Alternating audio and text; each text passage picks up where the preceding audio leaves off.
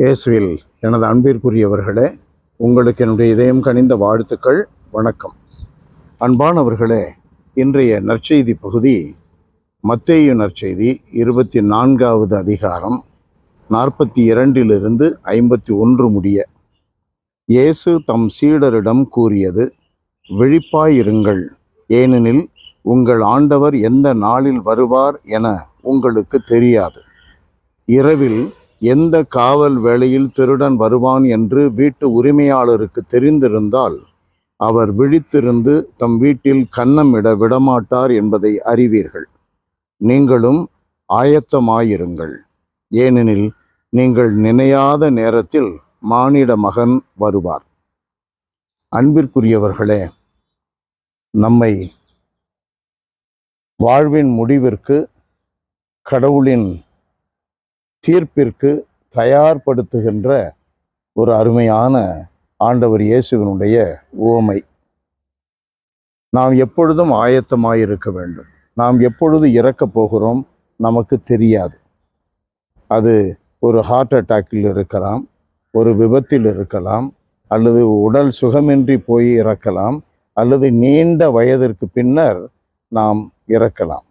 நமக்கு தெரியாது. எந்த நேரத்தில் கடவுள் நம்மை அழைப்பார் என்று தெரியாது. எந்த நேரத்திலும் மானிட மகன் நமக்கு தீர்ப்பு கொடுக்க வருவார். நாம் இறப்போம். நீதிபதியாக இருக்கிற இயேசுவின் முன்னர் நாம் நிற்க நேரிடும் என்பதை மனதில் கொள்ள வேண்டும். தெய்வ பயம் இருக்கணும். நமக்கென்று சில கடமைகளை கொடுத்திருக்கிறார். குடும்பத்தில் குருக்களுக்கு பங்குல, ஆயர்களுக்கு மறை மாவட்டத்தில், குடும்பத்தில் பெற்றோர்களுக்கு அந்த குறிப்பிட்ட குடும்பத்தில், சமுதாயத்தில், அன்பியத்தில், பேரவையில் என்று ஒவ்வொருவருக்கும் ஒவ்வொரு குறிப்பிட்ட கடமைகளை கொடுத்திருக்கிறார். வேலை செய்கின்ற இடங்களில் இந்த கடமைகளில் நாம் நேரம் தவறாமை, கடமை தவறாது நம்முடைய வேலைகளை நேரம் போக்காது, பொழுதுபோக்குகின்ற எண்ணத்தோடு வேலை செய்யாமல் உண்மையிலேயே சில காரியங்களை செய்து முடிக்க வேண்டும் என்ற எண்ணத்தோடு செய்வது, மற்றவர்களுடைய வேலைகளுக்கு நாம் இடரலாக இல்லாமல் இருப்பது, இவைகள் போதும். நம்ம ஒன்றும் பெரிய எக்ஸ்ட்ராஆர்டினரியாக செய்ய தேவையில்லை. எல்லாரையும் அன்பு செய்யறது, அயலானை கருத்தில் கொள்வது, கடவுளை சிறமேற்கொள்வது, இவைகள் நம்முடைய உள்ளத்தில் இருந்தால் போதும். கட்டளைகளை கடைபிடிக்க வேண்டும், கடவுளுக்கு பயந்து வாழ வேண்டும், எல்லாரையும் அன்பு செய்ய வேண்டும் என்ற இந்த உணர்வுகள் நம்முடைய அனுபவமாக தினந்தோறும் இருந்தால் போதும். தூங்க போகிறதுக்கு முன்னால் ஒரு நிமிஷம் இந்த நாளில் நம்ம என்ன செய்தோம் நினச்சி பார்க்கணும்.